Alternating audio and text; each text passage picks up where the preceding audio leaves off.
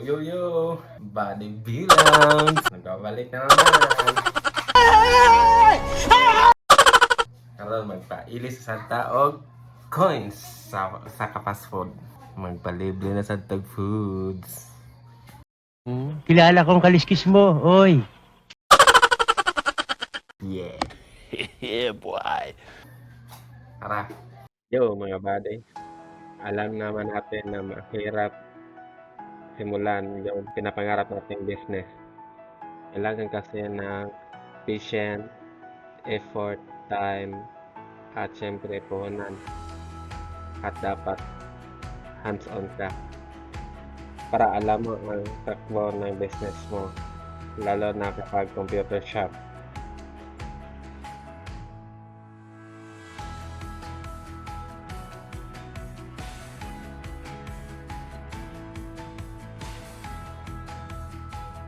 Kwento ko lang yung dating buhay ko, mga inspirasyon at mga pangarap ko. Nagtatrabaho pa lang ako as a merchandiser dito sa Cebu. Pangarap ko rin na maging vlogger. Dito ko napagkanto na di pala madali ang maging vlogger. Kasi kapalan ng mukha at syempre yung mga equipment na gagamitin. Na-inspire kasi ako sa mga ibang vlogger.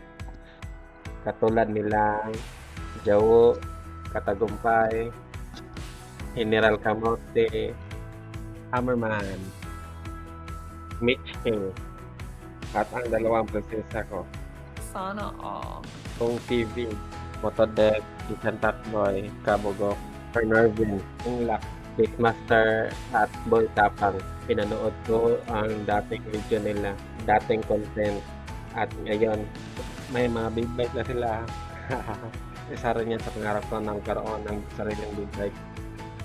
Kaya pala sobrang saya nila sa mga tagumpay na nakamit nila. Lalo na kay Sir Gabil. Nakakatawa yung mga vlog niya. Kapinpin family. Nakaka-inspired niya. Sana hindi kayo mag-asawa ang gumawa ng mga content. Wala pa akong picture sa kanila, pero soon nagkakaroon rin ako.